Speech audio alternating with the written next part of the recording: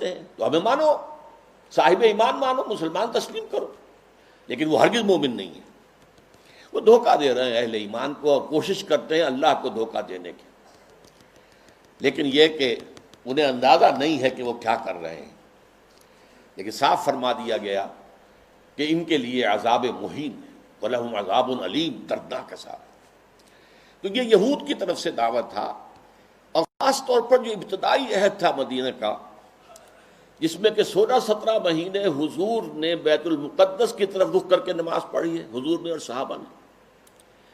اس وقت خاص طور پر ابھی یہودیوں کے کان کھڑے نہیں ہوئے تھے کہ یہ کوئی نیا دین آ گیا ہے یا یہ کوئی نئی امت کی تاسیس ہو رہی ہے، یہ تو ہمارے ہی قبلے کو کی پیروی کر رہے ہیں۔ اسی سے ہمت پا کر ان کو یہ کہنے کا بھی موقع ہوا کہ ہمیں بھی مانو کہ ہم مسلمان ہیں، مومن ہیں، دیکھو اللہ کو مانتے ہیں، آخرت کو مانتے ہیں، اگر ہم محمد کو نہیں مانتے صلی اللہ علیہ وسلم تو کون سی بڑی بات ہے۔ بہرحال قرآن مجید نے فتویٰ دے دیا کہ یہ کافر ہیں، مومن ہرگز نہیں ہے، دھوکہ دے رہے ہیں، ان کے دلوں میں ایک مرض ہے، تکبر ہے۔ کیوں نہیں مان رہے محمد کو صلی اللہ علیہ وسلم؟ تکبر، اور اس کی وجہ سے اللہ نے ان کے تکبر میں، ان کے مرض میں اضافہ کر دیا ہے۔ وَلَهُمْ عَذَابٌ عَلِيمٌ بِمَا كَانُوا يَكْسِبُونَ، اور ان کے لیے دردناک عذاب ہے بسبب اس کے کہ جو جھوٹ وہ بول رہے ہیں۔ نمبر 2 پر منافقین نے جو شکل اختیار کی، وہ پورے زور دے کر کہتے تھے کہ ہم اے محمد آپ پر ایمان رکھتے ہیں، لیکن یہ کیا ضروری ہے کہ آپ کو ہر معاملے میں حکم تسلیم کریں، یہ کیا ضروری ہے کہ آپ کا ہر حکم بھی مانیں؟ آپ کی رسالت کا کام پورا ہو گیا، آپ نے قرآن لا کر ہمیں اللہ کی کتاب دے دی، اب جو کچھ قرآن میں ہوگا اس کو تو مانیں گے، لیکن یہ کہ آپ کا حکم، آپ کا قول، آپ کا فرمان، آپ کا قانون، یہ کیوں مانیں؟ چنانچہ آپ دیکھیے سورہ منافقون کی پہلی آیت میں سب سے زیادہ شد و بد کے ساتھ وہ ذکر ایمان بالرسول کا کر رہے ہیں۔ اذا جاءک المنافقون قالوا نشہد انک لرسول اللہ، اے نبی جب آپ کے پاس یہ منافق آتے ہیں اور کہتے ہیں کہ ہم گواہ ہیں کہ آپ اللہ کے رسول ہیں، واللہ یعلم انک لرسول، اور اللہ خوب جانتا ہے، اللہ سے بڑھ کر اور کس کو معلوم ہوگا کہ اے محمد آپ اللہ کے رسول ہیں صلی اللہ علیہ وسلم، واللہ یشہد ان المنافقین لکاذبون، لیکن اللہ تعالیٰ گواہی دیتا ہے کہ یہ منافقین جو ہیں یہ جھوٹ بول رہے ہیں، ان کا آپ کی نبوت و رسالت پر وہ ایمان نہیں ہے کہ جو ہونا چاہیے۔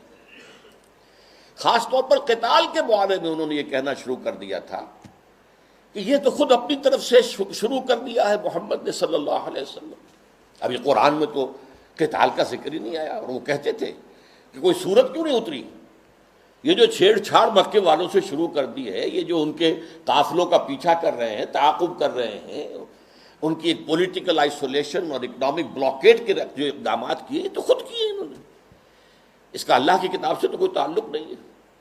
اسی پر سورہ محمد نازل ہوئی ہے صلی اللہ علیہ وسلم، لیکن یہ جو معاملہ ہے اس پر بھی فرما دیا گیا کہ یہ کفر ہے۔ فَلَا وَرَبِّكَ لَا يُؤْمِنُونَ حَتَّىٰ يُحَكِّمُوكَ فِي مَا شَجَرَ بَيْنَهُمْ، تو نہیں اے محمد صلی اللہ علیہ وسلم، آپ کے رب کی قسم، یہ ہرگز مومن نہیں ہوں گے جب تک کہ ہر اس معاملے میں جو ان کے درمیان آئے آپ کو آخری حکم تسلیم نہ کریں، اور اس کے بعد جو فیصلہ آپ کر دیں اس پر یسلموا تسلیما، اس کو تسلیم کریں جیسے کہ تسلیم کرنے کا حق ہے۔ ثم لا یجدوا فی انفسہم حرجا مما قضیت، پھر وہ اپنے سینوں میں تنگی بھی محسوس نہ کریں آپ کے فیصلے پر، یعنی مان تو لیا ہے لیکن سینے کے اندر تنگی ہو رہی، بات یہ غلط ہی ہے، یہ خام خواہ جبرن ماننی پڑ رہی ہے، اب کیا کریں، مسلمانوں میں اپنے آپ کو شامل کرانا ہی ہے۔ تو فرمایا کہ اگر یہ اپنے سینوں میں بھی تنگی محسوس کریں گے بظاہر اس قول اور آپ کے فیصلے کو تسلیم کرتے ہوئے، تب بھی یہ مومن نہیں۔ فَلَا وَرَبِّكَ لَا يُؤْمِنُونَ حَتَّىٰ يُحَكِّمُوكَ فِي مَا شَجَرَ بَيْنَهُمْ ثُمَّ لَا يَجِدُوا فِي أَنفُسِهِمْ حَرَجًا مِّمَّا قَضَيْتَ وَيُسَلِّمُوا تَسْلِيمًا، یہ صاف فیصلہ ہے قرآن کا۔ وَمَا أَرْسَلْنَا مِن رَّسُولٍ إِلَّا لِيُطَاعَ بِإِذْنِ اللَّهِ، ہم نے تو رسول جب بھی بھیجا، جو بھی بھیجا، وہ تو اسی لیے بھیجا ہے کہ اس کو اللہ کے حکم سے اس کی اطاعت کی جائے۔ اچھا، میں to cut a long story short, اب میں آ رہا ہوں اس دور پر جب کہ امت مسلمہ، امت محمد صلی اللہ علیہ وسلم کی عمر کا 1000 سال گزر گیا، الف اول ختم ہوا، الف ثانی کا آغاز ہوا۔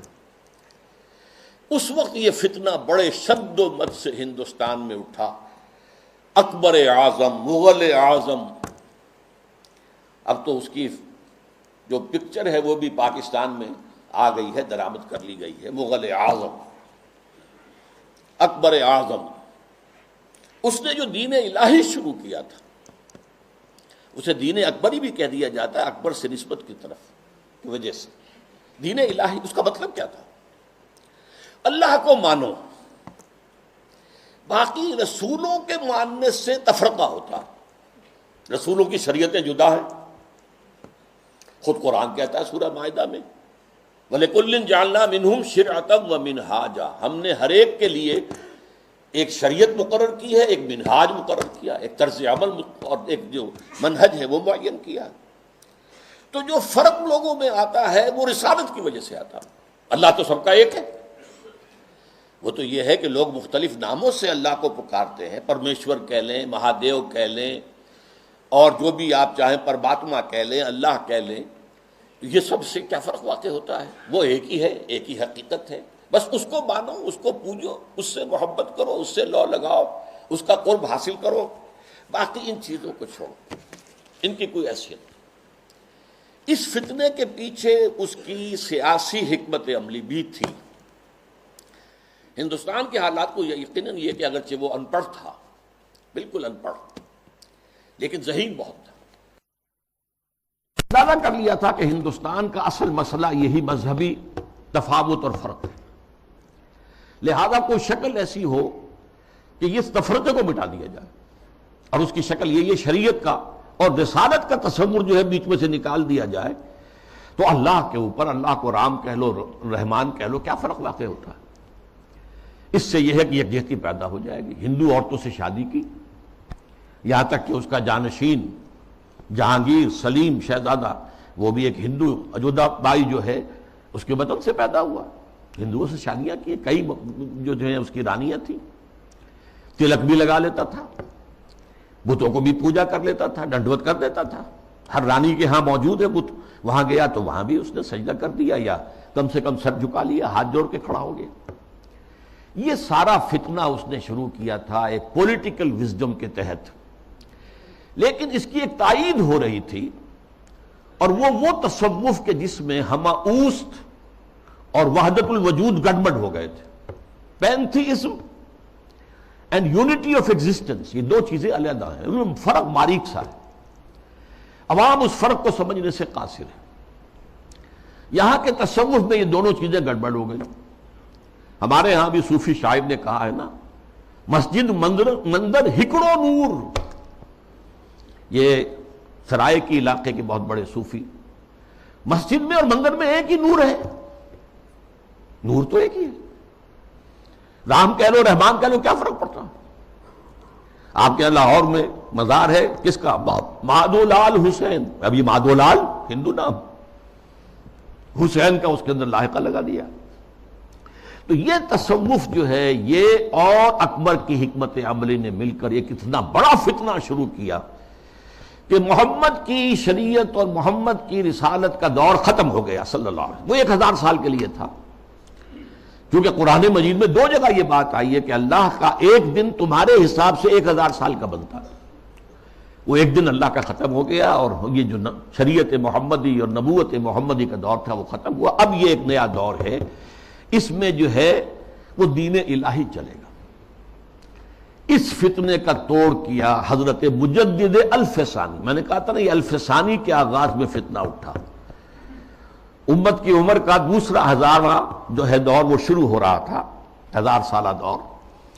تو وہ فتنہ جو تھا الف ثانی کا، اس کا توڑ کرنے کے لیے اللہ نے جس مجدد کو اٹھایا ہے، اس کا نام ہی پڑ گیا مجدد الف ثانی رحمۃ اللہ علیہ، شیخ احمد سرہندی۔ اس نے توڑ کیا، جس کے بارے میں اقبال کہتا ہے، گردن نہ جھکی جس کی جہانگیر کے آگے، جس کے نفس گرم سے ہے گرمی احرار۔ وہ ہند میں سرمایہ ملت کا نگہباں اللہ نے بر وقت کیا جس کو خبردار. ملت تو ختم ہو رہی تھی، اس لیے کہ ملت کی جو بنیاد جو ہے وہ حضور صلی اللہ علیہ وسلم کے اتباع اور اطاعت پر ہے. محض قرآن پر تو نظام کوئی بنتا ہی نہیں سرے سے. نماز کا نظام نہیں بنتا، اور کیا نظام بنے گا؟ نماز کا نظام کہاں بنے گا قرآن پر؟ تاکیدی حکم ہے نماز قائم کرو، نماز قائم کرو، نماز قائم کرو. وہ 5 نمازوں کا ذکر کہاں ہے؟ یہ ان رکعتوں کا ذکر کہاں ہے کہ فجر کی 2 ہیں فرض جو رکعتیں ہیں، اور ظہر اور عصر کی 4 ہیں، مغرب کی 3 ہیں، عشاء کی پھر 4. کہاں ہے؟ قرآن میں تو کہیں نہیں. اس لیے نظام اگر بنتا ہے، یہاں تک کہ نماز کا نظام بھی وہ سنت سے بنتا ہے. ملت بنتی ہے تو سنت سے بنتی ہے. بمصطفیٰ پر اساخی شرا کے دی ہماوست، اگر مئو نہ رسیدی تمام بولا بیست. اپنے آپ کو مصطفیٰ صلی اللہ علیہ وسلم کے قدموں تک پہنچا دو کہ دین تو نام ہی ان کا ہے. بہت صحیح بات ہے. اگر ان تک تمہاری رسائی نہ ہوئی تو سب بولا بھی ہے. یہی فتنہ پھر 19ویں صدی میں سامنے آیا ہے. اب یہ ایک ہندو کے ذریعے سے آیا. راجہ رام موہن رائے بہت بڑا عالم تھا، فارسی کا، عربی کا، اردو کا، ہندی تو اس کی زبان تھی. اور ہندوؤں میں جو احیاء ہوا ہے ان کا قومی سطح پر، وہ جن اشخاص کا مرہون منت ہے ان میں بہت بڑے مقام پر راجہ رام موہن رائے ہے. اور یہ موحد تھا، موحد کامل. چنانچہ انگریز جب آ چکے، آپ کو معلوم ہے 18ویں صدی میں آ گیا تھا انگریز. جنگ پلاسی کے بعد سے بنگال پر اس کا قبضہ ہو چکا تھا. اس کے بعد رفتہ رفتہ وہ سیلاب آگے آ رہا تھا. کلکتے ہی میں انہوں نے پہلا پریس قائم کیا، پہلا کالج قائم کیا. انجیلیں اردو میں ترجمہ کر کے، مقامی زبانوں میں ترجمہ کر کر کے لاکھوں کی تعداد میں پھیلا دی. اس فتنے میں مسلمان جو نہیں بہے اس کے ایک اور بھی اسباب ہیں اللہ کے فضل و کرم سے، لیکن ایک بہت بڑا ذریعہ راجہ رام موہن رائے بنا. آئینہ تسلیم کے نام، آئینہ تسلیس کے نام سے اس نے کتاب لکھی جس میں توحید کا اس بات کی، مسلمانوں کی طرف سے دفاع کی. لیکن اس شخص نے بھی وہی دین الہی کی طرح کہ یہ تفرقہ جو ہے مسلمان اور ہندوؤں کے مابین، اس کو دور کرنے کی ایک ہی شکل ہے، اور وہ یہ ہے کہ ان کے اندر اتحاد پیدا کیا جائے خدا کے نام پر. چنانچہ اس نے ایک خاص مجلس قائم کی، ایک خاص اس کا فرقہ بن گیا برہمو سماج. برہما کہتے ہیں خدا کو. برہمو سماج یعنی جس طرح دین الہی اسی طرح برہمو سماج. وہ یہ ہے کہ ایک برہما کو مان لو، بس خدا کو مان لو، جو تم اللہ کہہ لو، ہم اسے پرمیشور کہہ لیں، برہما کہہ لیں، جو چاہیں کہہ لیں. لیکن یہ ہے کہ باقی چیزیں جو ہیں ان کو ذرا پسے پشت ڈال دو، ان کی اہمیت کم کر دو. تو برہمو سماج جو ہے اس نے پیدا کیا. اس کا انتقال 1833 میں ہوا تھا. اس کو پھر 20ویں صدی میں تازہ کیا ہے گاندھی نے متحدہ قومیت کے لیے. اس کی بھی ایک سیاسی بصیرت تھی. انگریز کی غلامی سے نجات پانے کی کوئی صورت نہیں ہے جب تک کہ مسلمان اور ہندو متفق نہ ہو، متحد نہ ہو. اور ان کے اتحاد میں جو چیز حائل ہے وہ شریعت ہے، قانون ہے، تہذیب ہے مسلمانوں کی. تو جب تک ان کو گڈمٹ کر کے ایک ہاون دستے میں ڈال کر کوٹ کر پیس کر ایک نہ بنا دیا جائے تب تک یہ متحد نہیں ہو سکتے، اور جب تک یہ متحد نہیں ہوں گے آزادی نہیں ہو سکتی. اسی کی وجہ ہے کہ اس کی پرارتھنا جو ہوتی تھی صبح ہی صبح، اس میں گیتا بھی پڑھی جاتی تھی، قرآن کی تلاوت بھی ہوتی تھی، گرو گرنتھ کو بھی پڑھ کے سنایا جاتا تھا تاکہ معلوم ہو یہ سب ایک ہیں بھائی، اس میں کیا فرق واقع ہوتا. یہ فتنہ اس شد و مت سے اٹھا تھا. متحدہ قومیت، علماء کی کتنی بڑی تعداد تھی جو کہ مولانا حسین احمد مدنی رحمۃ اللہ علیہ کی سرکردگی میں اس متحدہ قومیت کی قائل ہو گئی. اور مان لیا انہوں نے کہ آج کل تو دنیا میں قومیں جو ہے وطن کی بنیاد پر بنتی، وطنیت. مولانا ابوالکلام آزاد بھی اس فتنے کا شکار ہوئے. اس فتنے کا توڑ کیا ہے جس شخص کو خصوصی نسبت تھی مجدد الفسانی سے رحمۃ اللہ علیہ، یعنی علامہ اقبال،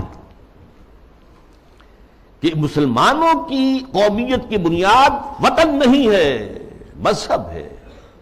اور مذہب جو ہے وہ نام ہے محمد صلی اللہ علیہ وسلم کے اطاعت اور اتباع کا. وطنیت کے بارے میں جو کچھ انہوں نے کہا، اس دور میں اور ہے، جام اور ہے، جم اور، ساقی نے بنا کی روش لطف و ستم اور، تہذیب کے آزر نے ترشوائے صنم اور، مسلم نے بھی تعمیر کیا اپنا حرم اور، ان تازہ خداؤں میں بڑا سب سے وطن ہے، جو پیرہن اس کا ہے وہ مذہب کا کفن ہے۔ یہ وہی بات جو مجدد الفسانی نے کہی تھی، اسی بات کو علامہ اقبال نے کہا ہے، اور ان کی بڑی گہری باہمی نسبت ہے۔ چوتھے نمبر پر پھر جب انگریز کا یہاں پر پورا تسلط ہو گیا 1857 کے بعد، تو فتنہ انکار حدیث پیدا ہوا، سنت رسول کا استخفاف۔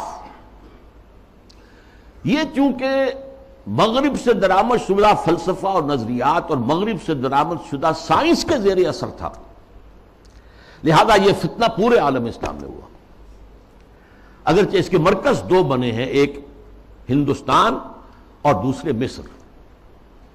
مصر ثقافتی اعتبار سے عالم عرب کا امام، اور عجمی اسلام جو ہے اس میں سب سے اہمیت، سب سے بڑھ کر وہ ہندوستان کو تھی۔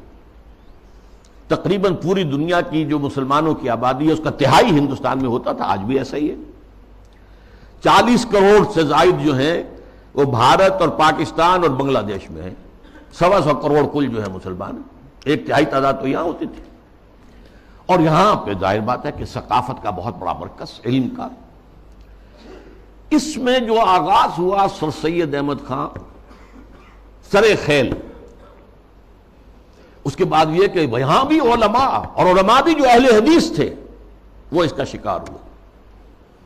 مولانا عبداللہ چکڑالوی، چکڑالہ یہ چکوال کے قریب ہے، وہاں کے بہت بڑے عالم اہل حدیث، وہ اسی فتنہ انکار حدیث میں مبتلا ہوئے، پھیلایا انہوں نے بڑے پیمانے پر۔ اسی طرح مولانا اسلم جیراج پوری یو پی کے، انہوں نے اس فتنے کو بھڑکایا، وہ بھی اہل حدیث سے مسلکن۔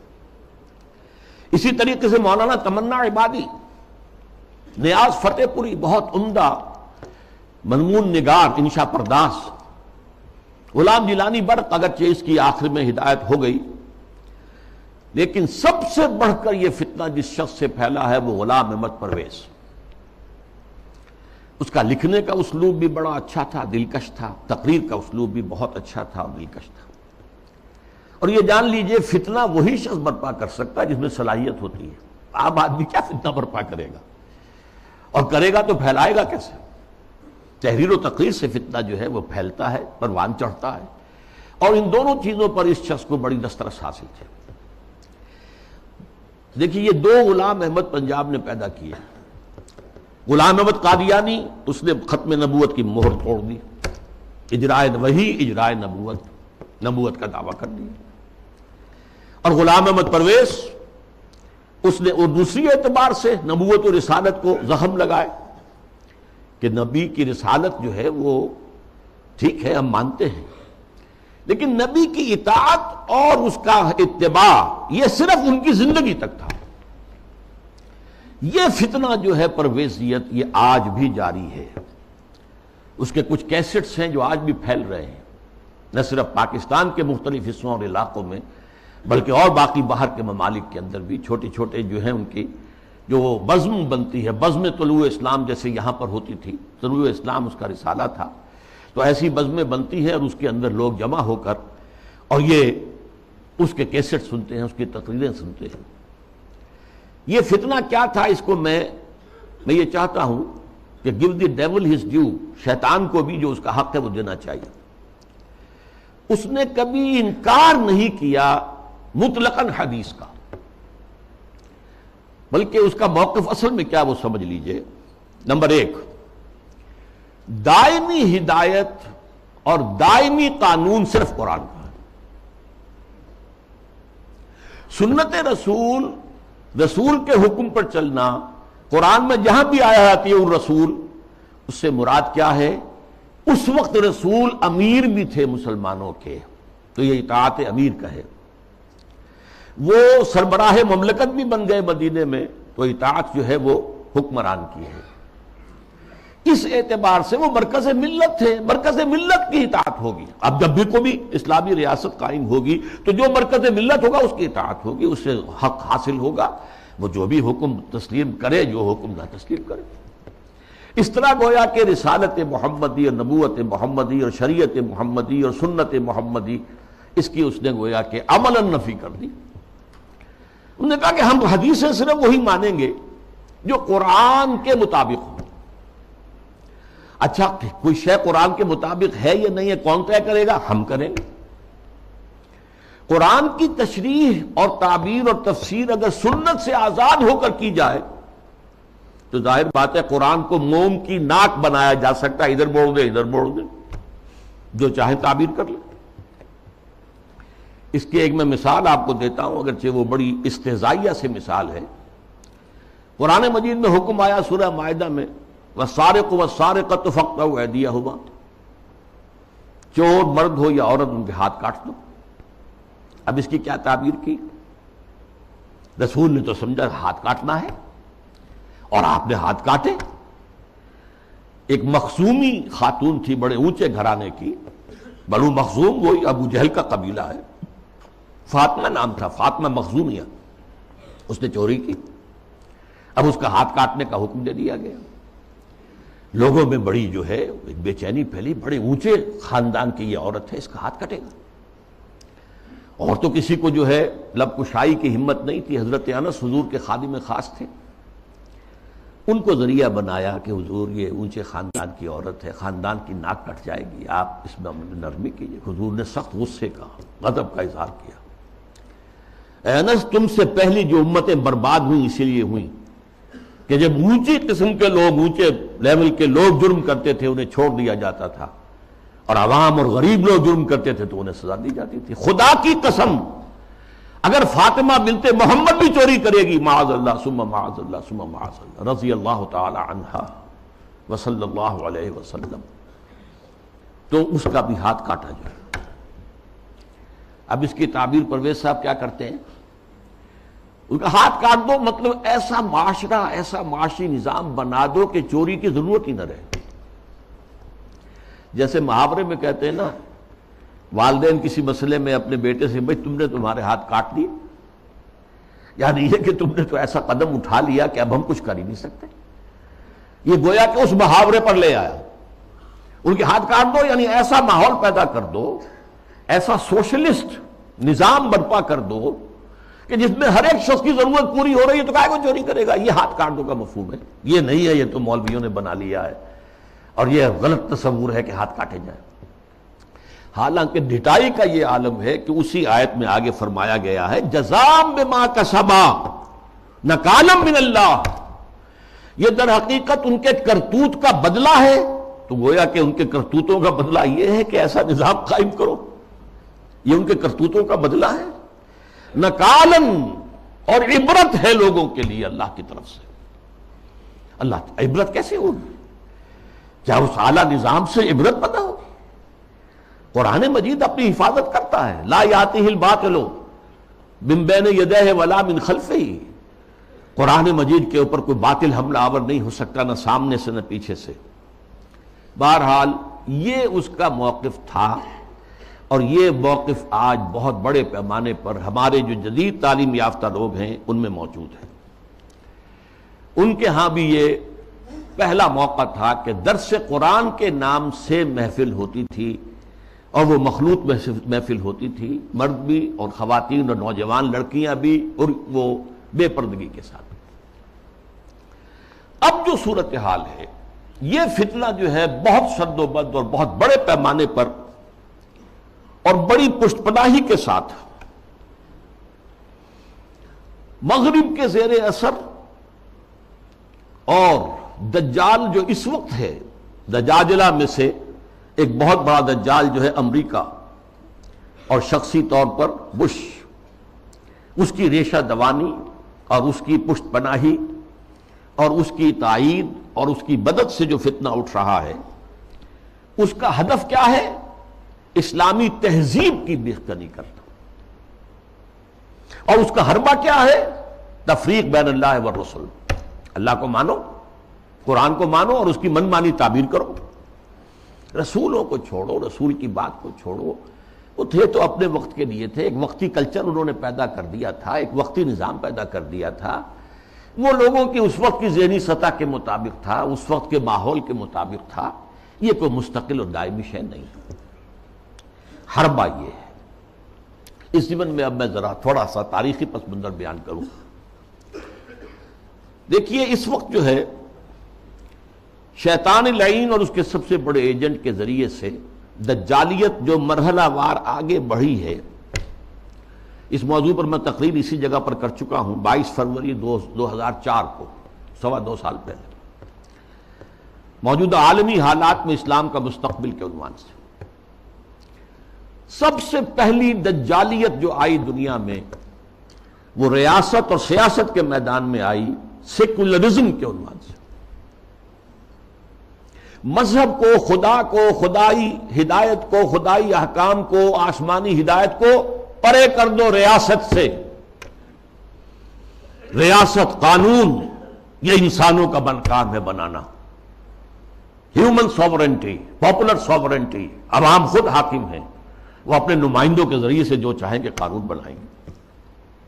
رکھ دو اللہ کو مسجد میں بند کرو اور خدا کو جو ہے جہاں چاہو بند کر دو، ہمارے ایوان حکومت میں نہیں آئے گا، ہمارے قانون ساز ادارے میں وہ نہیں آئے گا، حاکمیت اس کی نہیں ہے، حاکمیت عوام کی۔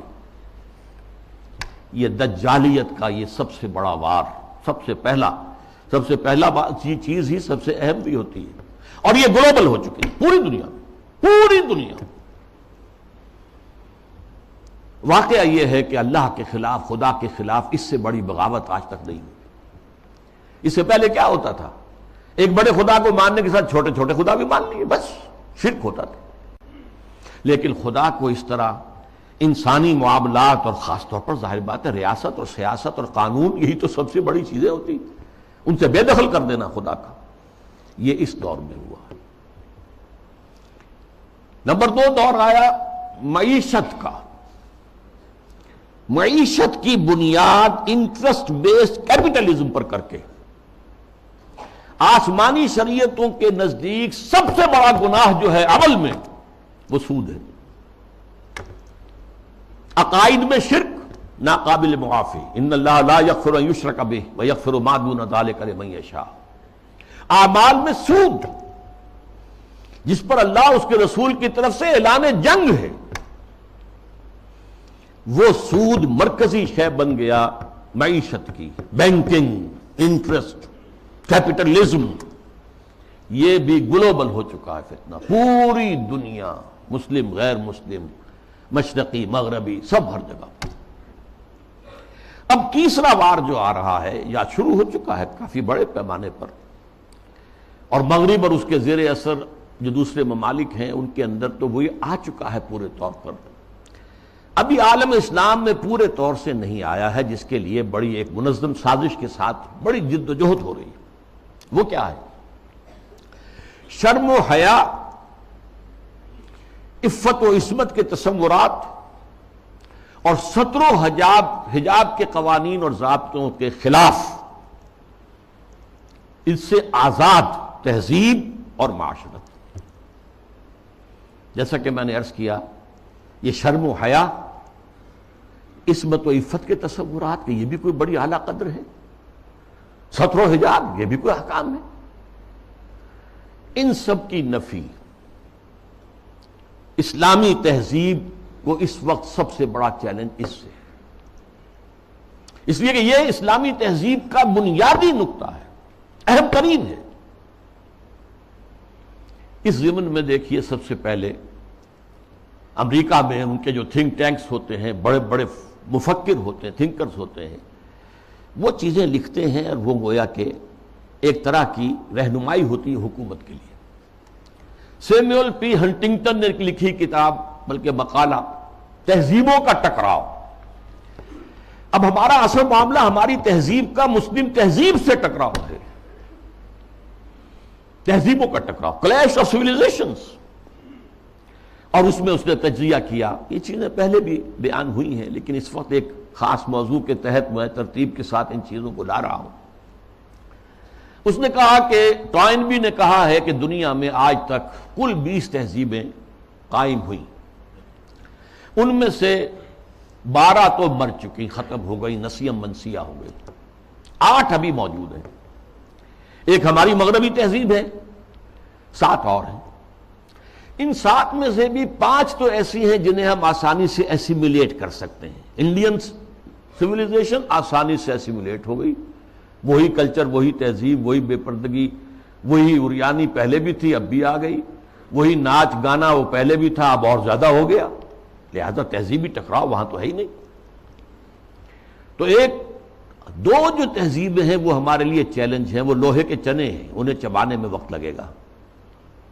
ایک مسلم سویلائزیشن اور ایک کنفیوشین سویلائزیشن۔ کنفیوشین سویلائزیشن کے بارے میں تو میں اس وقت نہیں سمجھا تھا کہ یہ کیا واقعی کوئی چین کے اندر یا اس کے آس پاس کے ممالک میں جو بدھ مت کے پیروکار شمار ہوتے ہیں، کوئی واقعی کوئی تہذیب کنفیوشس کے حوالے سے ہے۔ ابھی حال ہی میں نیوز ویک کا ایک پرچہ چھپا ہے جس کا مین مضمون تھا کنفیوشس کا احیاء، ریوائول۔ تو یہ ہو رہا ہے چین میں اس وقت۔ لیکن یہ کہ اصل ہمارا جو مطلب ہے اس وقت ہمارا موضوع ہے وہ مسلم سویلائزیشن ہے، اس نے اسے بھی شمار کیا ہے کہ یہ بھی ہمارے لیے بہت بڑا چیلنج۔ اب ذرا اسلامی تہذیب کا ایک تاریخی جائزہ۔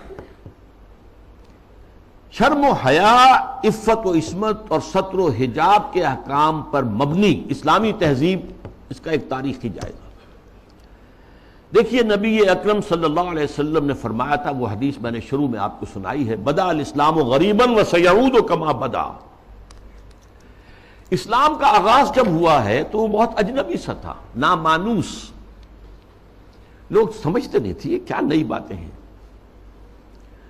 پھر اس کے بعد اسلام کے غلبے کا دور آ گیا، جب غالب ہو جائے تو سبھی دوست بن جاتے ہیں، جو بھی طاقتور ہے اس کو تو سبھی دوست ہیں، لہذا بہت سب لوگ جو ہیں اس کا علم لے کر کھڑے ہو گئے۔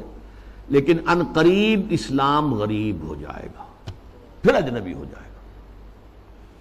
تو جو لوگ اسلام کی اجنبیت میں اس کا ساتھ دیں اور خود بھی اجنبی ہو جائیں، ان کے لیے مبارکباد ہے، تہنیت ہے کہ وہ زمانے کا ساتھ نہ دیں، اسلام کا ساتھ دیں۔ چاہے کہا جائے کہ یہ بڑے فنڈامنٹلسٹ ہیں، یہ بڑے کٹھ ملا ہیں، یہ بڑے دقیانوسی ہیں، یہ بڑے تنگ نظر ہیں، یہ بڑے رجت پسند ہیں، جو چاہے کہیں، لیکن جو اسلام کے ساتھ چمٹے رہیں گے ان کے لیے فطوبیٰ للغرباء۔ اب اس کا تاریخی تجزیہ کیا ہے؟ دیکھیے، اسلام پر اجنبیت کا پہلا پردہ یا پہلا سایہ تو پڑ گیا خلافت راشدہ کے فوراً بعد۔ حکومت و ریاست کے میدان میں امرہم شورا بینہم کے بعد ختم ہوئی اور ملوکیت، شہنشاہیت کا آغاز ہو گیا۔ اب اس کی تفصیل میں اس وقت نہیں جاؤں گا۔ بنو امیہ، بنو عباس، پھر اس کے بعد جو بادشاہتیں بنی، مغلوں کی حکومت، صفویوں کی حکومت، ترکوں کی حکومتیں، یہ تھی۔ یہ وہاں پر وہ خلافت کی بنیادی بات یہ نہیں تھی کہ چنو اپنے میں سے بہترین کو اور پھر اس کا حوالے کرو۔ ان اللہ یامرکم ان تؤدوا الامانات الی اہلہا، جو اہل ہو ان کے ذمہ داریاں جو ہیں ان کے ذمہ لگاؤ۔ اس کو ختم کر دیا گیا۔ اب جس کی لاٹھی اس کی بھینس۔ بنی امیہ کی طاقت زیادہ ہے، عصبیت شدید ہے، لہذا وہ آئے، انہوں نے حکومت قائم کر لی۔ تو یہ پہلا دور تھا اجنبیت کا، پہلا پردہ پڑا اسلام پر۔ دوسرا پردہ کچھ عرصے کے بعد جب ملوکیت نے خوب پنجے گاڑ لیے، مضبوطی ہو گئی اور ملوکیت شہنشاہیت میں تبدیل ہو گئی، یہ دور بنو عباس ہے۔ اس میں معیشت کے میدان میں بھی آ گیا معاملہ۔ ایک طرف جاگیرداری جو ملوکیت کی بنیاد ہوتی ہے، ہر جگہ مشرق و مغرب میں شہنشاہیت اور بادشاہیت میں آپ کو جاگیرداری ملے گی۔ جاگیردار ہوتے 30,000 منصبدار، 20,000 منصبدار، ان پر حکومت قائم ہوتی اور ان کے لیے ضروری ہے مزارعت۔ آپ نے بہت بڑی جاگیر دے دی ہے، لیکن کیا وہ شخص خود کاشت کر لے گا؟ وہ تو کسی کو بٹائی پر کاشت کے لیے دے گا نا۔ یہ زمین کا سود ہے جو سب سے پہلے اسلام میں داخل ہوا، جس کو حرام مطلق قرار دیتے ہیں امام ابو حنیفہ بھی رحمت اللہ علیہ، جو اصحاب الرائے کے سر خیل ہیں، امام ہیں، اور امام مالک بھی رحمت اللہ علیہ جو اصحاب الحدیث کے سر خیل ہیں اور سب سے بڑے ان کے نمایاں ہیں، لیکن یہ شام، اور پھر بیع معجل، بیع مرابحہ کے عنوان سے نقد کے معاملے میں بھی جو ہے، کرنسی کے معاملے میں بھی وہ ایک سود کی ہلکی سی شکل داخل ہے۔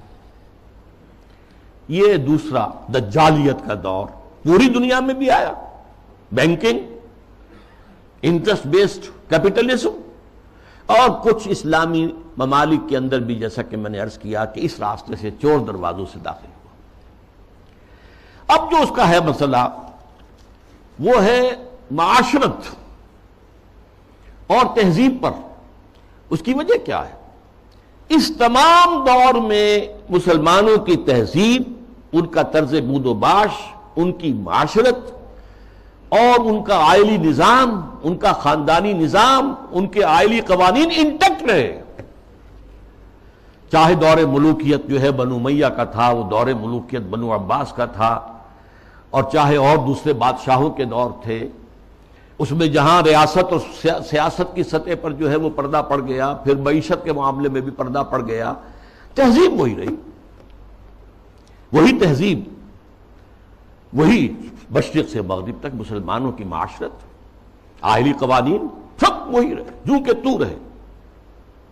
مسلم کلچر وجود میں آیا ہے، چنانچہ مسلم آرکیٹیکچر وجود میں آیا۔ یہ مورش آرکیٹیکچر جو ہے دنیا میں مشہور ہوا، اسپین کے اندر خاص طور پر مکان بنانے کا ایک خاص انداز، زنان خانہ علیحدہ ہے، مردانہ علیحدہ ہے، پہلے مردانہ ہے، پھر اس کے بعد ڈیوری آئے گی اور زنانہ جو ہے وہ حصہ شروع ہوگا۔ باہر سے جو آئے گا وہ یہاں بیٹھے گا، مردانے میں قیام کرے گا، زنان خانے کے اندر جو ہے وہ تو صرف محرم جائیں گے اور کوئی نہیں جا سکتا۔ اس تہذیب کی بنیاد وہ جو اسلامی تہذیب تھی اس پر، اسی پر ایک آرٹ مسلمانوں کا قائم ہوا۔ خطاطی دنیا میں بہت بڑا آرٹ بن گیا، بہت بڑا آرٹ، ہاتھ سے، منہ قلم سے جو آرٹ پیدا کیا وہ خطاطی کی شکل میں آیا، یا عام بظاہر فطرت کی نقاشی۔ تو یہ ہے جو میری بات ہے وہ سمجھ لیجئے کہ تہذیب میں فرق نہیں آیا، آئلی نظام میں فرق نہیں آیا، معاشرتی اقدار میں فرق نہیں آیا، چاہے سیاسی اور معاشی اعتبار سے دجالیت جو ہے مختلف ادوار سے گزر کر آ گئی۔ اب ظاہر بات ہے کہ دجالیت کا آخری حملہ جو ہے وہ اس تہذیب پر ہے۔ چادر اور چار دیواری کا جو حصار ہے، قلعہ ہے، اس کو توڑ دو، منہدم کر دو، مخلوط معاشرت قائم کرو، بے پردگی، عریانی، فحاشی اور مخلوط معاشرت جو ہے اس کو عام کرو، فروغ دو، پھیلاؤ۔ آزاد شہوت رانی، اس کو فروغ دو، جس کے نتیجے میں شادی کا مقدس جو ایک بندھن ہے اس کی حیثیت ختم ہو جائے۔ جیسا کہ آپ کو معلوم ہے ویسٹ میں اب یہ شادی بیاہ جو ہے وہ تقریباً یعنی یوں سمجھیے کہ مفقود ہونے والی بات ہے۔ وی آر لیونگ ٹوگیدر، مرد اور عورت ساتھ ہم رہ رہے ہیں، لیکن ہم شادی شدہ نہیں ہیں، وی آر ناٹ میریڈ، اولاد ہو رہی ہے۔ بش نے کئی دفعہ واعظ کہا ہے شادی کرو، شادی کرو، شادی کرو۔ کیوں کہہ رہا ہے؟ اس لیے کہ وہاں تو شادی کوئی کرتا ہی نہیں۔ آئلی قوانین ایسے غیر فطری ہیں کہ کوئی مرد اس کو گوارا نہیں کرتا کہ وہ شادی کے بندھن میں بندھے اور قانونی طور پر اتنی زد میں آ جائے ان قوانین کے۔ وی آر لیونگ ٹوگیدر، بات ہو گیا، علیحدہ ہو گیا، سیپریٹ ہو گئے، تو اس سے کوئی کسی کو قانونی ذمہ داری نہیں ہے مرد کے اوپر۔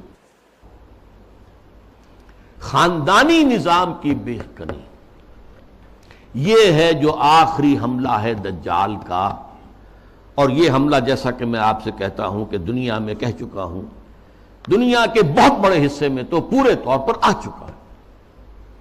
ابھی عالم اسلام میں یہ اتنا فروغ نہیں پا سکا ہے، ابھی کچھ نہ کچھ خاندانی قدریں موجود ہیں، کچھ بزرگوں کا احترام ہے، شادی کا بندھن کی اس کی کوئی اہمیت ہے، اس کا ایک تقدس ہے، شرم و حیا کی کوئی قدر و قیمت ہے، عصمت و عفت کا کوئی تصور ہے، وہ بھی کوئی اعلیٰ قدر ہے، ستر اور حجاب کے کچھ نہ کچھ بہرحال اگرچہ بہت بڑے پیمانے پر وہ فتنہ ہمارے ہاں بھی آ رہا ہے، لیکن ابھی کچھ نہ کچھ بقایا ہے، اور یہ سب عالمی سطح پر ہو رہا ہے۔ مسلمانوں کی تہذیب کی یہ جڑ اور بنیاد کاٹنے کے لیے ذرا یاد کیجئے، قاہرہ کانفرنس ہوئی سب سے پہلے عالمی سطح پر، ویمن لب، عورتوں کی آزادی کے لیے، پھر بیجنگ کانفرنس ہوئی، پھر بیجنگ +5 کانفرنس ہوئی یونائٹڈ نیشنز آرگنائزیشن کی جنرل اسمبلی کے تحت، اور اس میں کیا سفارشات دی گئیں یہ پہلے بھی میں بیان کر چکا ہوں۔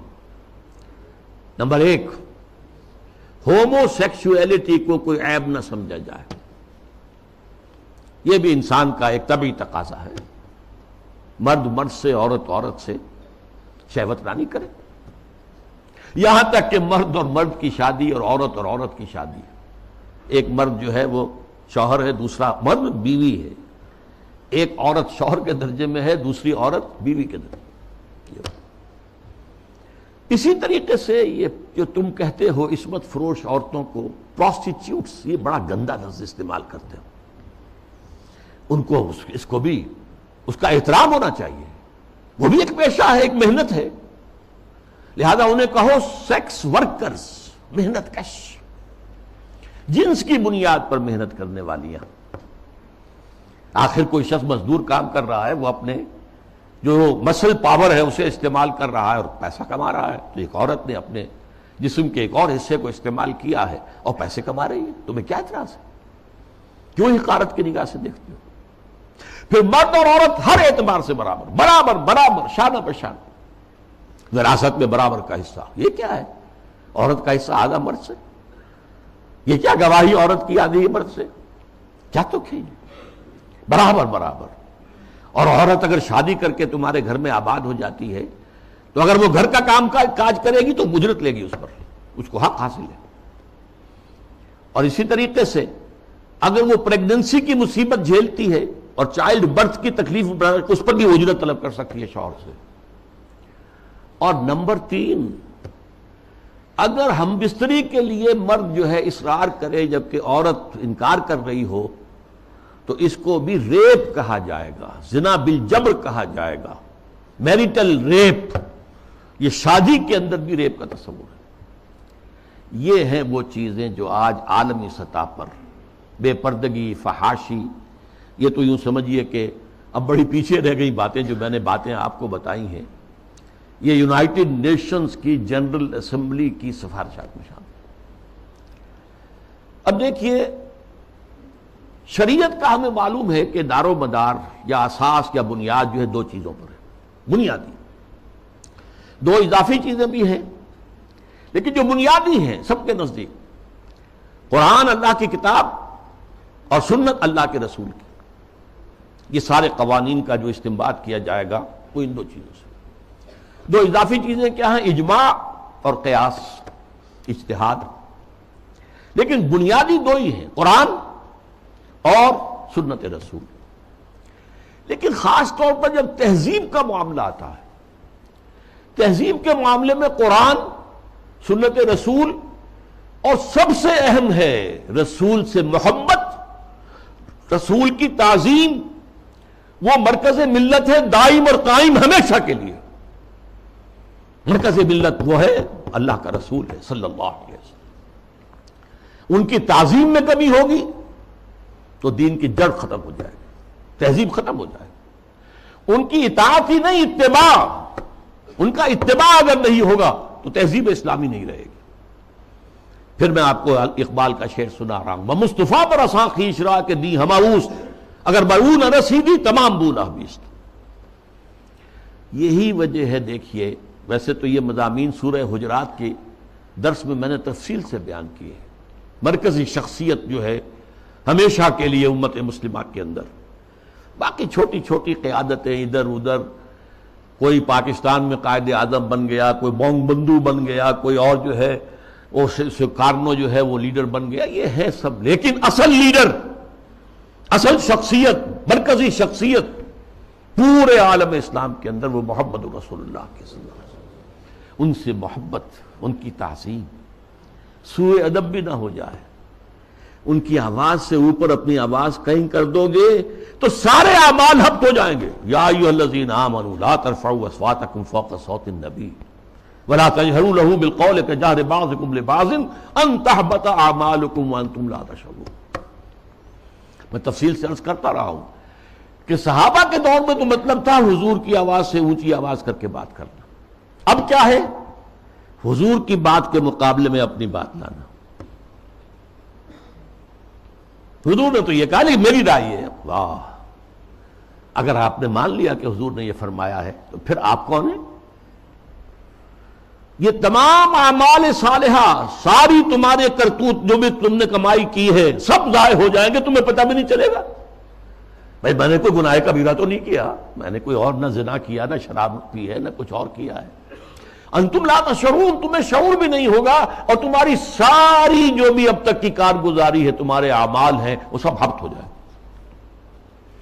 اب دیکھیے اس پر 2 pronged حملہ ہو رہا ہے مغرب سے. نمبر 1، محمد صلی اللہ علیہ وسلم کی شخصیت کو مجروح کر دو. یہ کام پہلے بھی ہوا ہے، لیکن یہ بڑے مصنفین کی کتابوں میں ہوا، بڑے محدود پیمانے پر ہوا. اب جو ہوا ہے آپ نے دیکھا توہین رسالت کا معاملہ، اور جتنے بڑے پیمانے پر حضور کے کارٹون بنا کر شائع کیے گئے، انہوں نے دیکھ لیا ہے. ٹھیک ہے، عالم اسلام کا رد عمل کیا ہے؟ کوئی جلوس نکل آئے، کوئی توڑ پھوڑ ہو گئی، کوئی اپنا ہی بگاڑا، ہمارا کیا بگاڑا. اس اعتبار سے غور طلب بات یہ ہے، ایک بار جو ہے کاری کیا ہے انہوں نے اور دیکھ لیا کہ ہے کوئی تھوڑے سے لوگ ہیں، کوئی دقیانوسی ہیں، کوئی جذباتی ہیں، ویسے بھی وہ لوگ عام طور پر ان پڑھ ہیں یا مولوی ملاٹے ہیں، بس ان کا اثر انہوں نے قبول کیا ہے. کسی حکومت نے کوئی قدم اٹھایا؟ حضور کی شخصیت کو بس کر، اس کا ایک بہت بڑا مظاہرہ یورپ کے کتنے اخبارات نے وہ شائع کر دی، اور کسی طرف سے کوئی معذرت نہیں. اور دوسرا معاملہ یہی ہے کہ حدیث کا استخفاف کرو، اور سنت رسول جو ہے وہ اس کی حجیت کو ختم کر دو.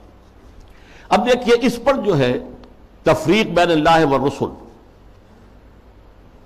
اس کی پشت پر پورا عالم مغرب ہے، یہودی بھی، عیسائی بھی، اور سب سے بڑھ کر عالمی میڈیا. اس سے بھی بڑھ کر civil supreme power on earth, the United States of America, وہ اس کی پشت پر. ارب ہا ارب ڈالر خرچ کیے جا رہے ہیں این جی اوز پر، اور ان این جی اوز کا کام کیا ہے؟ مسلم تہذیب کی بیخ کا نہیں. یہ جو ہنٹنگٹن نے کہا ہے کہ یہ ذرا لوہے کا چنا ہے، اس کو چبانے کے لیے ذرا لوہے والے دانت ہی چاہیے. ان الحدید بالحدید یفلح، لوہے کو تو لوہا ہی کاٹ سکتا ہے. نظام تعلیم کے اندر بنیادی تبدیلیاں کر دی گئی. پھر آغا خان فاؤنڈیشن کو امتحانات اور نصاب وغیرہ کا معاملہ ان کے حوالے کر دیا گیا. یہ سارا کیا ہے؟ یہ امریکہ اور دوسری طرف عالم اسلام میں جو اس کے پٹھو بیٹھے ہوئے حکمران، پوڈلز، روشن خیالی کے نام سے اور اعتدال پسندی کے نام سے جو پرچار ہو رہا ہے، جو ایوان صدر سے پرچار ہوتا ہے، حکومت کی سطحوں پر، مختلف سطحوں پر پرچار ہو رہا ہے. اور سب سے زیادہ یہ کہ اب میڈیا کے اوپر جو پرچار ہو رہا ہے اور میڈیا کی جو پہنچ ہے اس کا آپ اندازہ کیجیے. اس کے ضمن میں خاص طور پر میں آپ سے ذکر کر دوں، جس طرح ہنٹنگٹن کا ذکر آیا ہے، ایسے ہی رینڈ کارپوریشن کی سفارشات چند مہینے پہلے وہ آئی. یہ سب سے بڑا ٹاپ کا تھنک ٹینک ہے امریکہ کا. اس نے تجزیہ کیا ہے، اپنے لوگوں کو بتایا، اپنی حکومت کو بتایا ہے کہ مسلمان سب ایک جیسے نہیں ہیں، مسلمان 4 طرح کے ہیں. نمبر 1 ہے فنڈامنٹلسٹ، جو اسلام کو صرف ایک مذہب نہیں سمجھتے بلکہ ایک سیاسی، معاشی اور سماجی نظام بھی سمجھتے. ان سے تو ہماری جنگ ہے، ان سے ہماری دشمنی ہے، انہیں ہر قیمت پر ختم کرنا ہی کرنا ہے. یہ فنڈامنٹلسٹ ہے.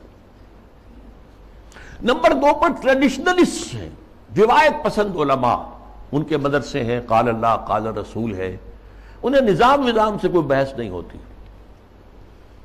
تو یہ فی نفس ہی تو یہ کوئی خطرناک نہیں ہے، لیکن اگر کہیں یہ فنڈامنٹلسٹ کے ساتھ مل جائیں تو بہت خطرناک ہے۔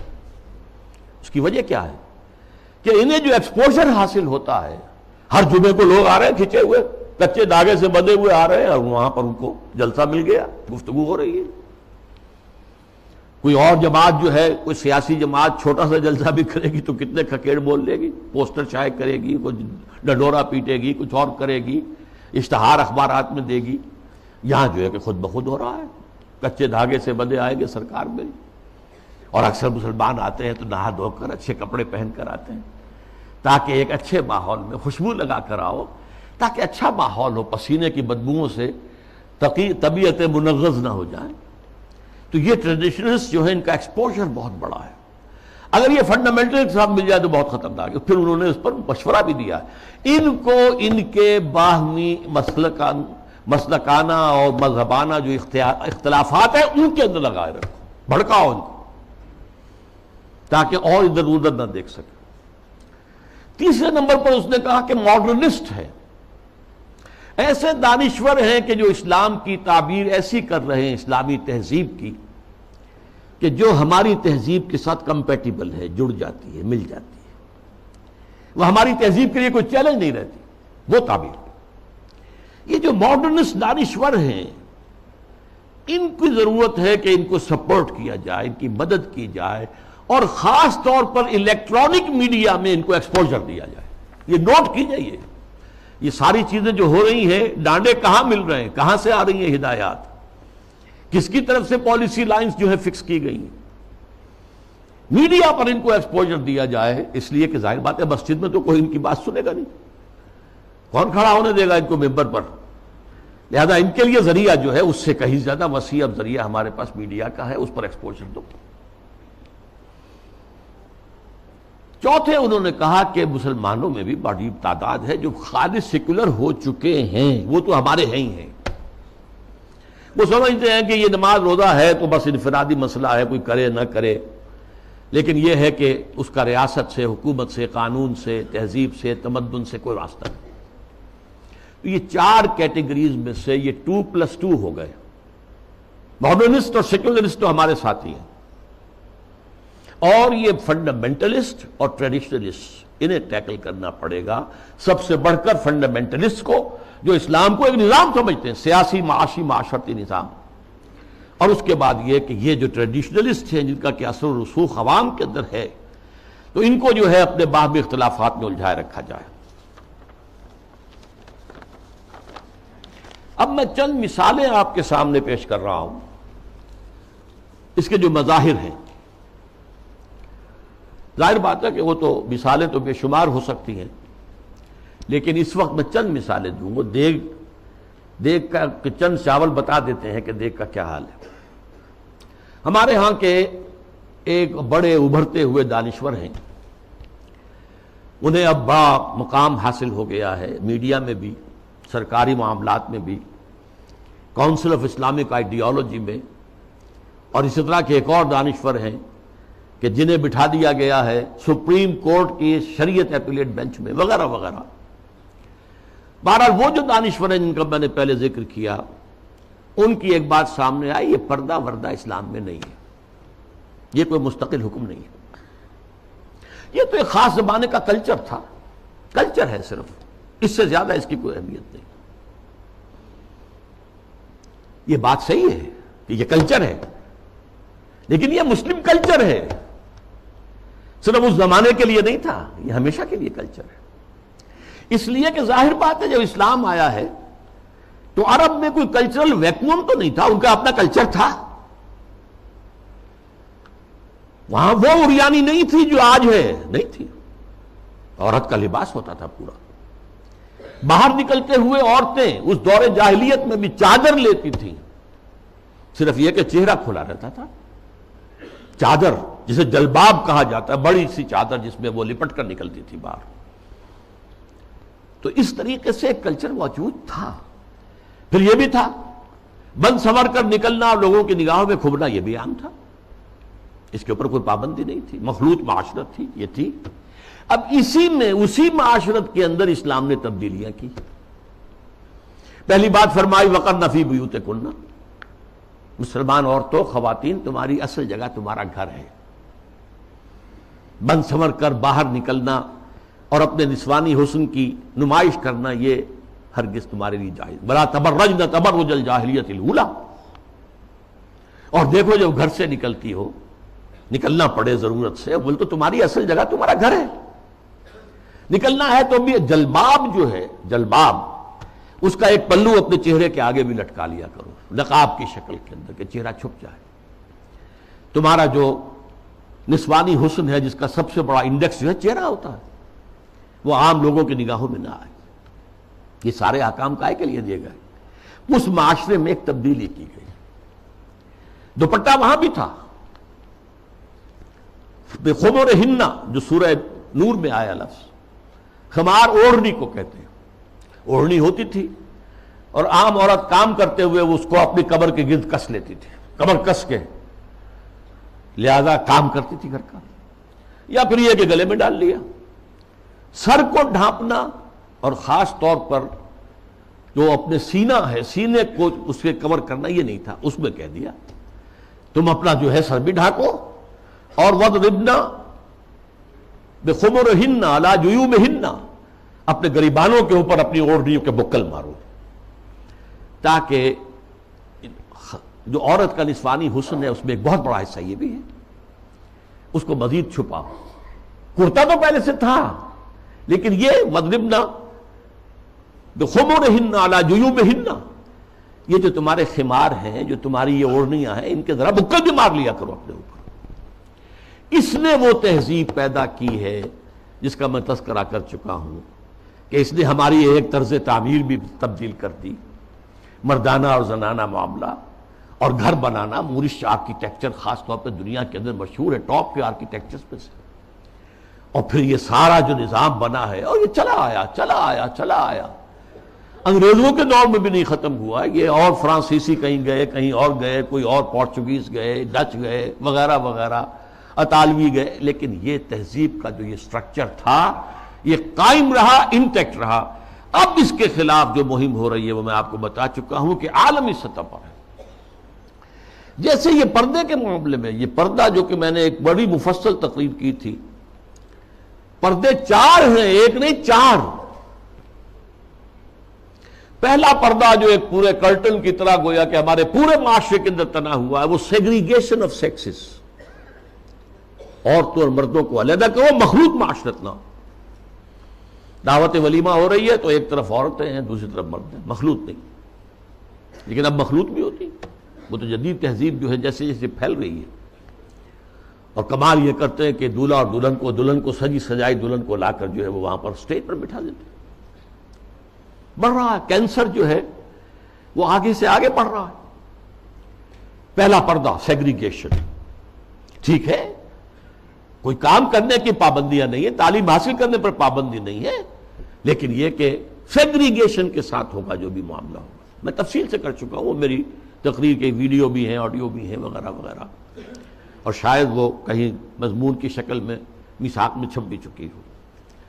اگلا پردہ کیا ہے کہ عورت گھر سے نکلے تو یا جلباب کے اندر لپٹی ہوئی ہو، اور یا یہ ہے کہ پھر اسی کی ایک شکل بن گئی، وہ لپٹی ہوئی بھی ہو، اپنے چہرے کے اوپر ایک اس کا حصہ پلو لٹکا بھی لے، اسی کی شکل بعد میں برقعے کی شکل میں آ گئی، آسانی ہو گئی۔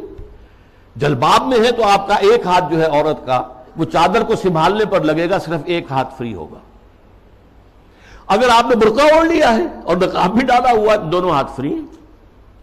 ڈاکٹر کے ہاں جانا ہے، بچے کو لے کر دکھانا ہے، بچے کو گود میں لیا اور ایک ہاتھ میں بوتل لے رکھی ہے دوا کے لیے، ورنہ یہ ہے کہ معاملہ مشکل ہو جائے گا۔ تو برقع اس کی ایک ارتقائی شکل ہے۔ تیسرا پردہ 4 دیواری، گھر کے اندر صرف محرم داخل ہوگا، نہ محرم نہیں جائے گا، چاہے وہ آپ کا داماد ہے، لیکن داماد کی محرم صرف اس کی بیوی ہے، آپ کی ایک بیٹی ہے، دوسری بیٹیاں اس کی محرم نہیں ہے۔ ساس محرم ہے اور آپ کی بیوی آپ کی محرم ہے، وہ اگر آئی ہوئی ہے اپنے میکے میں ٹھیک ہے، لیکن یہ کہ اندر جو دوسری لڑکیاں ہیں وہ نامحرم ہیں، سالیاں جو ہیں وہ تمہاری محرم نہیں ہیں۔ یہ تیسرا پردہ ہے۔ چوتھا پردہ ہے ستر، محرموں کے سامنے بھی پورا جسم نہیں کھول سکتے، صرف چہرہ، سر کے بال بھی نہیں، ہاتھ اور پاؤں، یہ ستر کہلاتا ہے، یہ تیسرا پردہ ہے۔ ان تین چیزوں کے علاوہ کوئی جسم کا حصہ باپ کی نظر پہ بھی نہیں آنا چاہیے، بھائی کی نظر میں بھی نہیں آنا چاہیے، مستور رہے گی گھر کے اندر بھی مسلمان عورت۔ اس کے بعد جو ہے وہ صرف شوہر کا معاملہ ہے۔ یہ چار پردے ہیں اسلام میں، اس تہذیب کی بنیاد آج اس کی بے خکنی کی جا رہی ہے، ختم کیا جا رہا ہے، اور یہ ماسٹر سٹروک ہے، اسلامی تہذیب کی جڑ کھود دینے والی شے ہے۔ جیسا کہ میں نے عرض کیا کہ ایک کلچر تھا، اس کلچر کے اندر کچھ اضافہ کر دیا گیا۔ ایسے ایک مثال حج کی ہے، حج تو جاہلیت، دور جاہلیت میں بھی ہو رہا تھا، بس یہ تھا کہ تلبیہ میں انہوں نے شرک شامل کر دیا تھا، لبیک اللہم لبیک، لبیک اللہم لبیک، لبیک لا شریک لک لبیک الا شریکا تملکہ وما ملک، میں حاضر ہوں پروردگار، میں حاضر ہوں، تیرا کوئی شریک نہیں سوائے اس شریک کے کہ جس کا تو ہی مالک ہے، اس کے پاس جو اختیارات ہیں وہ بھی تیرے ہی اختیار میں ہیں۔ یعنی وہ جو عیسائیوں کی تثلیث ہے، تین میں ایک، ایک میں تین، تو اس تلبیہ میں توحید بھی ہے اور جو ہے شرک بھی ہے، وہ ختم کر دیا گیا۔ اب تلبیہ کیا ہے؟ لبیک اللہم لبیک، لبیک لا شریک لک لبیک، ان الحمد والنعمت لک والملک لا شریک لک۔ بس یہی اصلاح کی گئی نا۔ تلبیہ پہلے بھی تھا، اب بھی، طواف حرم کا پہلے بھی تھا، اب بھی ہے، بیت اللہ کا۔ آپ جانا ہے، منا میں ٹھہرنا ہے، اور پھر اس کے بعد جو ہے وہ جانا ہے عرفہ، میدان عرفات میں۔ اس میں کیا غلطی ہو گئی تھی کہ قریش کہتے تھے کہ ہم تو حرم کے متولی، ہم حدود حرم سے باہر نہیں جا سکتے، وہ صرف منا میں ٹھہرتے، اس کو روک دیا گیا۔ ثم افیضوا من حیث افاض الناس، جاؤ تم بھی وہیں پر، تمہارا کوئی خاص مقام نہیں۔ عرفہ جو ہے، الحج علی عرفہ، حج تو نام ہی عرفہ کا ہے، وقوف عرفہ جو ہے اس کا رکن اعظم ہے۔ باقی تمام مناسک میں سے جو بھی چھوٹ جائے گا اس کا کوئی نہ کوئی جو ہے آپ اس کا ازالہ کر سکیں گے، لیکن اگر عرفہ رہ گیا، وقوف عرفہ نہیں ہوا تو حج نہیں ہوا۔ تیسرے یہ کہ وہ جب منا میں بیٹھتے تھے، قیام کرتے تھے 2 یا 3 دن، اس میں اپنے آباء و اجداد کے قصے، ان کی حمد، ان کی ثنا، ان کے بیان، اب کہہ دیا گیا نہیں، فاذکروا اللہ تعالیٰ کا ذکر کرو، فاذکروا اللہ کا ذکرکم آباءکم، جیسے تم اپنے آباء و اجداد کا تذکرہ کرتے تھے، اس کو چھوڑو، دفع کرو، اب اللہ کا ذکر کرو، قیام عرفہ کے اندر اللہ کا ذکر کرو۔ تو دیکھیے وہ چیز جو موجود تھی اسی میں اضافے کے ساتھ، کمی کے ساتھ حج کے مناسک بنا دیے۔ تو اس اصول کو اگر سمجھ لیا جائے تو وہ بات کہ یہ کہ کلچر ہے، یہ ٹھیک ہے، حقیقت ہے، کلچر ہے، لیکن جاہلی کلچر میں کچھ چیزیں اضافہ کر کے اس کا اسلامی کلچر بنایا گیا ہے۔ یہی جو صاحب ہیں ان کا کہنا یہ بھی ہے کہ موسیقی اسلام میں حرام نہیں ہے، مزامیر کے ساتھ، سازوں کے ساتھ موسیقی جائز ہے۔ اچھا، ایک ان سے بھی بڑے دانشور ہیں، بڑی محترم شخصیت ہے ہماری قومی سطح پر، انہوں نے کہہ دیا کہ اسلام میں شراب حرام نہیں ہے، شراب پی کر نشے میں دھت ہو جانا، مدہوش ہو جانا حرام ہے۔ دلیل یہ کہ شراب کے لیے حرام کا لفظ قرآن میں کہیں آیا ہے؟ بتاؤ۔ اب بتائیے ڈھٹائی کا کیا علاج ہے؟ قرآن شراب کو رجس من عمل شیطان قرار دے رہا ہے، شیطانی عمل، ناپاک، فاجتنبوہ کا حکم دے رہا ہے، اجتناب کرو اس سے، بچو اس سے۔ فَهَلْ أَنْتُمْ مُنْتَهُونَ کی دھمکی سے باز آتے ہو کہ نہیں آتے؟ وہ کہہ رہے ہیں کہ حرام کا لفظ تو نہیں آیا، تو مطلقاً شراب حرام نہیں ہے۔ معاملہ کیا ہے؟ احکام حرمت شراب تدریجاً آئے ہیں، اس میں کوئی شک نہیں ہے۔ قرآن میں وہ آیت بھی ہے کہ اس میں کچھ نفع کا پہلو بھی ہے، لیکن اس کا جو نقصان دہ گناہ کا پہلو ہے وہ زیادہ ہے۔ سورہ بقرہ میں یہ بات فرما دی گئی، چھوڑ دی گئی بات۔ پھر کہہ دیا گیا نماز کے قریب نہ جانا جب شراب نوشی میں نشے کی حالت میں۔ اس کے بعد آخری حکم سورہ مائدہ کے اندر آ گیا۔ پھر یہ ہے کہ اسی پر اگر قیاس کریں تو کہا جا سکتا ہے زنا حرام نہیں ہے۔ کہاں کہا گیا کہ حرم علیکم الزنا؟ کہیں کہا گیا انما حرم اللہ الزنا؟ کہیں ہے؟ قرآن مجید میں نہیں، حرام کا لفظ تو نہیں آیا. ولا یزنون سورہ فرقان کے آخری رکوع میں جو آیا تو یہ تو اللہ عباد الرحمن، اللہ کے بہت اونچے بندوں کا ذکر ہے. یا ولا تقربوا الزنا، اس کا مفہوم تو یہ ہے کہ جہاں زنا ہو رہا ہو اس مقام کے قریب مت جاؤ، بس مطلقاً زنا کے لیے تو نہیں. جیسی تعویل پرویز صاحب نے کی کہ ہاتھ کاٹنے کا مطلب کیا ہے. بہرحال ایک اور بات کہی جا رہی ہے اس وقت، سود کھانا حرام ہے، دینا تو حرام نہیں. کہاں قرآن میں لکھا ہوا؟ اب یہ تو سنت ہے جو بتاتی ہے. سنت نے فرمایا کہ شراب حرام ہے، نہ صرف شراب حرام ہے، کل مسکرن، جس سے بھی نشہ ہو جائے وہ حرام ہے. چنانچہ سلفی علماء جو ہے خاص طور پہ سعودی عرب کے، وہ تو سگریٹ نوشی کو بھی حرام کہتے ہیں. تمباکو نوشی حرام، تدخین حرام، اس لیے کہ اس سے بھی ایک نشہ سا ہوتا. باقی یہ کہ یہ اصول ہمارے سامنے آیا، ہماری تہذیب کی بنیاد بنا. ما اسکرا کثیرہ فقلیلہ حرام، جس چیز کی زیادہ مقدار جو ہے وہ بدہوشی پیدا کر دے، نشہ پیدا کر دے، اس کی تھوڑی مقدار بھی حرام ہے. یہ نہیں کہ تھوڑی سی شراب پی لی جائے تو اس سے تو چستی آ جاتی ہے، اس سے تو ہاں ٹھیک ہے، قرآن نے بھی کہا کہ اس میں کچھ ہے منافع ہے، لیکن یہ کہ اس میں گناہ کا پہلو زیادہ ہے، اب اس کو حرام مطلق کر دیا گیا. بہرحال یہ ہیں وہ مثالیں جو میں نے دی ہیں تہذیبی سطح پر. باقی جو اور کام ہو رہے ہیں جو اسلام کی بہکنی کے لیے، لیکن تہذیب، مسلمانوں کی تہذیب جو تاحال کچھ انٹیکٹ چلی آ رہی تھی اور ابھی کچھ اثرات اس کے باقی ہیں، جس سے کہ کلیش آف سویلائزیشن جو ہے اس کے اندر قرار دیا گیا. مسلمان تہذیب جو ہے وہ ہمارے لیے ایک چیلنج ہے، جس کے لیے کہ اب ایک بڑا میڈیا اور اربوں ڈالر خرچ کیے جا رہے ہیں. اسی میں ایک ہائر لیول پر ایک بات اور بھی ہے، اور یہ بہت سویپنگ ہے. قرآن کو بھی اب نہیں چھوڑا گیا، اس پر بھی حملہ ہے. قرآن سے بھی صرف اصول لیے جائیں گے، اسپیسیفکس، معین احکام قرآن کے جو ہیں وہ صرف اپنے دور کے لیے تھے. اگر زنا کا، شادی شدہ اور مرد اور عورت کا، رجم کا ہے، یہ اپنے وقت کی بات ہے، یہ مطلقاً نہیں ہے، ہمیشہ کے لیے نہیں ہے. ہاتھ کاٹ دینا چوری کا، یہ اس دور کے لیے تھا، ہمیشہ کے لیے نہیں ہے. اصول لے لو، زنا نہیں ہونا چاہیے، اصول لے لو، چوری نہیں ہونی چاہیے.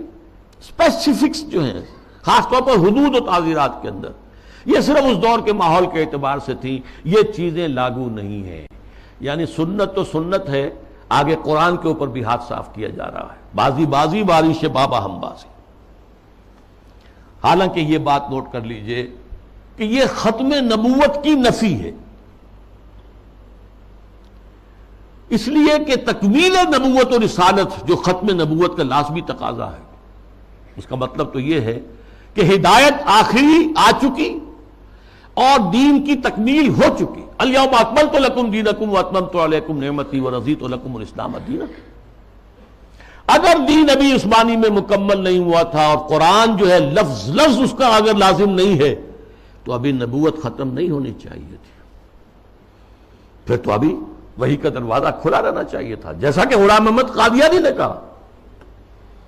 اگر تو یہ چیزیں جو ہے ابھی اور تمدنی ارتقاء کے ساتھ، حالات کی تبدیلی کے ساتھ خود قرآن کے اندر بھی کوئی رد و بدل ہو سکتا ہے، تو پھر گویا کہ ہم نے ختم نبوت کی مہر توڑ دی. اسی لیے یہ ختم نبوت کا فتنہ، اس کی نفی، اس کی مہر کو توڑنا غلام احمد قادیانی اور سنت کی اس طرح کی نفی جو غلام احمد پرویز کے ہاتھوں ہوئی ہے، یہ آپس میں بہت ایک دوسرے سے قریب ہے، حاصل دونوں کا ایک ہی ہے. اب جو نتیجہ میں نکال رہا ہوں، اس گمراہی کا جادو جو ہے وہ اب سر چڑھ کر بول رہا ہے، اور ایک عظیم سیلاب کے مانند اسلام کی بچی کھچی تہذیبی اقدار کو بھی ختم کرنے پر تلا ہوا ہے. آخر میں عرض کروں گا کہ اس کا علاج کیا ہے. واقعہ یہ ہے کہ علاج آسان نہیں ہے، لیکن ہمیں اپنی نجات کے لیے، اخروی فلاح کے لیے اپنی سی محنت اور سعی اور جہد کرنی ہی کرنی ہے، پیسیولی نہیں لینا ہے. ہاں باطل کا طوفان ہے، بہت سخت ہے، ٹھیک ہے، لیکن کھڑے رہنے کی کوشش کرنا ہے، بلکہ اس کا رخ موڑنے کی کوشش کرنا ہے۔ اصل تو اس کا رخ مڑے گا اگر کسی وقت اللہ کرے کہ یہ پاکستان کے نصیب میں ہو کہ کسی ملک میں اگر اسلامی نظام مکمل قائم کر کے دکھا دیا جائے دنیا کو، اس کی برکات لوگوں کو بچشم سر نظر آ جائے، تب اس دجالیت کا توڑ ممکن ہوگا، اس سیلاب کا رخ موڑا جا سکتا ہے۔ لیکن اس اصول کو عام کرنا، خود اپنے ذہن کے اندر بٹھا لینا کہ کتاب اللہ سنت رسول اللہ لازم و ملزوم ہے، ان کے درمیان متن اور شرح کا تعلق ہے، رشتہ جو ہے متن اور شرح، ایک متن ہے ایک اس کی شرح ہے، اور اس کی حتی الامکان ہر مسلمان تبلیغ کرے، اسے پھیلائے اپنے رشتہ داروں میں، اپنے قریبی لوگوں میں، اپنے عزیزوں میں، جہاں کام کرتا ہے وہاں کے جو اپنے کولیگز ہیں ان میں۔ اور دوسری اور اہم تر بات کیا ہے، ہم خود قائم رہے پورے کے پورے اسلامی اقدار پر، ہم اپنے گھروں میں اسلامی پردہ نافذ کریں، ستر و حجاب کے احکام نافذ کریں، یہ تو ہم کر سکتے ہیں۔ ابھی ہمارے ملک میں مصطفیٰ کمال پیدا نہیں ہوا، ٹھیک ہے، ایک شخص نے اس کو، مشرف صاحب نے آئیڈیل قرار دیا، لیکن ابھی کسی نے پردہ جو ہے اس کو لازماً منسوخ نہیں کیا، جیسا کہ ترکی میں ہو گیا تھا۔ لیکن یہ کہ اگر ہم نے کیا ہے تو خود کیا ہے، مغربی تہذیب کو خود اپنے سینے سے لگایا، شرعی پردہ نافذ کرو اور اسلامی تہذیب کے ساتھ چمٹ جاؤ، تمسک کرو، چاہے تم اجنبی ہو جاؤ، چاہے تمہیں دقیانوسی کہا جائے، چاہے تم پر پھبتیاں کسی جائیں کہ اگلے وقتوں کے ہے یہ لوگ انہیں کچھ نہ کہو، یہ فنڈامنٹلسٹ ہیں، یہ تاریخ خیال لوگ ہیں، یہ رجعت پسند قسم کے لوگ ہیں، یہ قدامت پرست لوگ ہیں، یہ کٹھ ملا ہیں، جو چاہے کہہ دے دنیا، لیکن برداشت کرو، کھڑے ہو جاؤ۔ وہی حدیث، اسی پر میں اپنی بات ختم کروں گا جو میں نے سنائی تھی، بدا الاسلام غریباً وسیعود کما بدا، آج اسلام کے غربت کا سب سے بڑا دور آ چکا ہے۔ پہلے ریاستی اور سیاسی سطح کے اوپر آیا تھا، پھر معاشی سطح کے اوپر آیا، پھر اب جو ہے تہذیبی سطح پر، سماجی سطح پر، آئینی قوانین پر، ستر و حجاب کے احکام پر، عصمت و عفت کی اقدار پر، شرم و حیا کے اقدار پر یہ جو حملہ ہے، یہ بدا الاسلام غریباً وسیعود کما بدا، یہ اپنی انتہا کو پہنچ گیا۔ فطوبی للغرباء، تو ان لوگوں کے لیے تہنیت ہے، مبارکباد ہے جو اسلام کی اس غربت اور اجنبیت کے دور میں خود غریب بن جائیں، اجنبی بن جائیں، تانے سنیں لیکن کھڑے رہیں، اسلام کو اور اسلامی اقدار کو سینے سے لگائے رکھیں، چمٹے رہیں۔ وہ لوگ ہیں جن کے لیے مبارکباد ہے، تہنیت ہے، بشارتیں ہیں۔ اللہ تعالیٰ مجھے اور آپ کو اس معیار پر پورا اترنے کی توفیق عطا فرمائے۔ الحمدللہ الذی ہدانا لہذا وما کنا لنہتدی لولا ان ہدانا اللہ، جو بھی اللہ نے ہمیں ہدایت اپنی کتاب اور اپنے رسول کی سنت کے ذریعے سے عطا کی ہے، اس پر قلب کی گہرائیوں سے شکریہ ادا کیجئے۔ الحمدللہ الذی ہدانا لہذا وما کنا لنہتدی لولا ان ہدانا اللہ، ربنا لا تزغ قلوبنا بعد اذ ہدیتنا وہب لنا من لدنک رحمہ۔ اے اللہ تو نے ہدایت جو عطا فرمائی تھی امت مسلمہ کو، اب اس کے بعد اس کے دل کج نہ ہونے دے۔ اے اللہ اپنی حفاظت میں رکھ امت کو، اب اس کی بچی کچی اقدار کے خلاف بھی جو سیلاب آ رہا ہے، اے اللہ ہمیں توفیق دے کہ اس کے مقابلے کے اندر کھڑے ہو جائیں۔ ربنا لا تزغ قلوبنا بعد اذ ہدیتنا وہب لنا من لدنک رحمہ انک انت الوہاب۔ اللہم اغفر لنا ولآبائنا ولأمہاتنا ولجمیع المؤمنین والمؤمنات والمسلمین والمسلمات الاحیاء منہم والاموات انک سمیع مجیب الدعوات۔ اللہم اشف مرضانا، اللہم اشف مرضانا، اللہم اشف مرضانا، اللہم حبب الینا الایمان وزینہ فی قلوبنا وکرہ الینا الکفر والفسوق والعصیان، وصلی اللہ تعالی علی خیر خلقہ محمد وبارک وسلم تسلیما کثیرا کثیرا۔